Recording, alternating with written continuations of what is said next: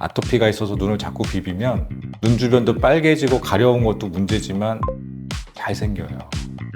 안녕하세요. 서울하나안과의 한정일 원장입니다.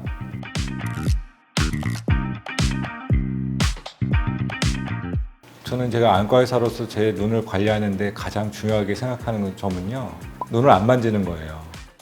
예를 들면 뭐 비비지도 않고 눈에 손을 대서 뭐 균에 감염되는 확률도 줄이고 눈에 자극을 주지 않는 거죠. 대표적으로 이제 이 아토피가 있는 사람들이 눈을 많이 비비잖아요. 아토피가 있어서 눈을 자꾸 비비면 망막박리가 잘 생겨요. 이게 지속적으로 눈에 충격을 주는 게 굉장히 나쁜 거거든요. 그런 것들이 제가 이제 안과로서 의사로서 이제 관리하는 가장 중요한 부분인 것 같고요. 뭐 어두운 곳에서 스마트폰 보는 거는 이제 이 청색광이나 이런 것들이 뭐 눈에 망막에 안 좋다고도 다들 알려져 있으니까, 특히 어두운 환경에서 밝은 물체를 보는 거는 망막에 굉장한 자극을 줘서 좋지 않거든요. 그래서 그런 것들은 조심하는 게 좋을 것 같고, 뭐 렌즈 관리를 잘 못해가지고 렌즈 때문에 트러블 생기는 분들은 많은데, 요즘에는 뭐 2주 이상 낄 수 있는 렌즈들도 나와 있잖아요. 그런 렌즈를 낄 때도 관리를 잘 해야 이제 특별한 문제들이 안 생길 것 같아요. 이제 눈 주변들이 뭐 지저분하게 되는 여러 가지 상황들이 있는데, 예를 들면 여자분들 여기 속눈썹 이렇게 연장술 많이 하시잖아요. 그거 하면은 이렇게 이게 씻는 게 되게 불편하지 않나요? 그래서 불편하니까 이제 그 눈 주변에 이제 약간 지저분해지는 경우들이 있어서 깨끗이 관리하는 데는 아마 좋지 않은 것 같기는 합니다.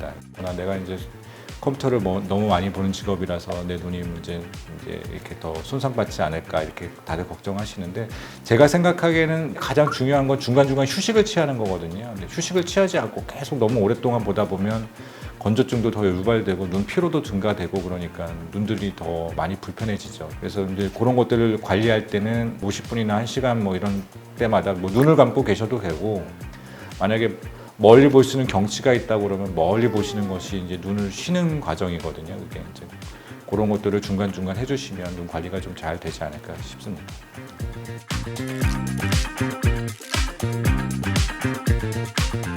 제가 생각할 가장 중요한 점은요, 우리가 어떤 증상이 생겼을 때 그 증상이 가벼운 증상이 아니라는 걸 인지하는 게 되게 중요해요. 예를 들면 비문증 있는 분들 많잖아요. 그냥 단순 비문증들은 크게 문제가 안 되는데, 비문증들 중에서 이게 갑자기 개수가 너무 많이 늘어난다거나 옆에 가린다거나 시력이 떨어진다거나 이런 것들은 이제 그냥 단순 비문증들이 아니거든요. 그런 비문증들이 나타나면 빨리 병원에 가서 다른 문제가 생기지 않았는지 확인을 좀 해야 됩니다.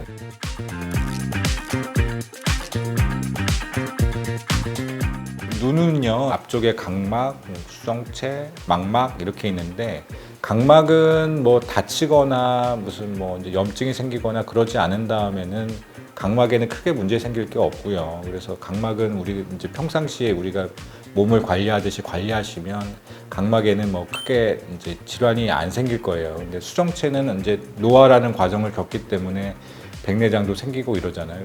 백내장이 생기는 걸 조금 막으려면 우리 뭐 이제 항산화제 같은 것들 있잖아요. 산화 스트레스를 줄여주는 이런 것들이 이제 도움이 될 거고, 망막은 혈관이 되게 많은 곳이거든요. 그래서 혈관 질환이 생기는 질환들, 예를 들면 대표적으로 당뇨나 뭐 고혈압 뭐 이런 것들이 있으면 망막의 혈관들이 이제 좁아지면서 망막에도 문제가 생기는 경우가 많아요. 대표적인 실명 질환이 뭐 황반변성, 뭐 당뇨망막증, 녹내장 이렇게 얘기하는데, 사실은 녹내장도 혈액순환하고 관계가 굉장히 깊거든요. 물론 뭐 혈액순환만 가지고 얘기할 수 있는 건 아니지만, 그래서 눈 건강은 이런 큰 질환으로부터 보호를 하려면 당뇨 조절 잘 하시고 고혈압 조절 잘 하고, 그리고 이제 정기 검진해서 이상 여부를 확인하고 이런 것들이 이제 중요하죠. 당뇨 조절하는 건 뭐 식이도 있고 운동도 있고 여러 가지들이 많이 있잖아요. 고혈압도 마찬가지고. 그래서 평상시에 이제 규칙적으로 유산소 운동하시고 하는 것들이 눈 건강에도 이제 많이 도움이 됩니다.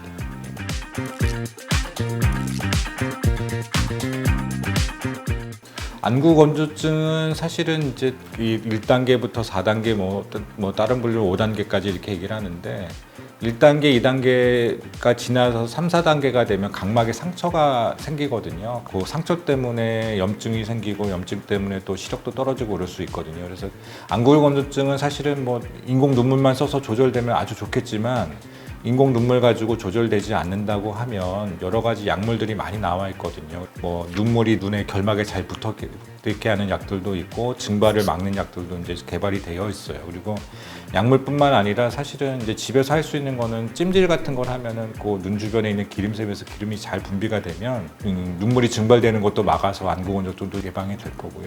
여러 가지 약재를 이제 복합적으로 사용하거나 요즘에 또 눈 마사지기들도 있고 눈 주변에 이제 IPL 레이저 같은 것도 있어요. 근데 이제 결국에는 이런 치료들이 다 어떤 거냐면 눈물이 눈 안에 잘 붙어 있고 증발이 안 돼서 눈물이 눈을 잘 보호할 수 있게끔 하게 하는 치료들이거든요. 근데 만약에 눈 주변에 이렇게 증발이 잘 되게 하는 요인들이 있다거나 아니면 눈 주변이 지저분하거나 뭐 이런 것들이 있다 그러면 그런 것들을 하나하나 해결해 나가다 보면 이제 뭐 이게 뭐 안구 건조증이 사실은 치료하기 어려운 질환이긴 하지만 충분히 극복할 수 있는 질환이고 그리고 이제 열심히 치료받다 보면 또 이제 좀 편안하게 또 생활할 수 있게 되거든요. 그러니까 이제 약도 잘 넣으시고 눈 주변에 치료도 잘 하시는데 집에서 할 수 있는 것들은 따뜻한 찜질 하시고 그리고 이제 이 눈 주변 관리를 청결하게 하시고 이런 것들도 많이 도움이 될 것 같습니다.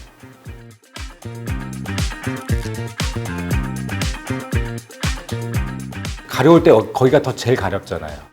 사실 안약 쓰면 요즘 안약 효과가 좋아서 대부분 다 좋거든요. 근데 내가 아까 눈 비비는 게 나쁘다고 그랬잖아요. 근데 여기를 비비면 눈 동자에는 손상을 안 주기 때문에 괜찮아요, 거기는. 그렇기는 한데 여기를 비비면 거기서 이제 그 가렵게 하는 물질이 계속 더 흘러나옵니다. 그러니까 실제로는 잠깐은 괜찮은 것 같은데 더 간지러워져요. 그래서 오히려 너무 간지러우면 차가운 찜질하는 게 좀 도움이 되고요. 안약을 넣고 차가운 찜질하는 게 훨씬 더 이제 가려운 거 해소하는 데 도움이 되고. 지금까지 서울하나원과 한정인 원장이었습니다. 감사합니다.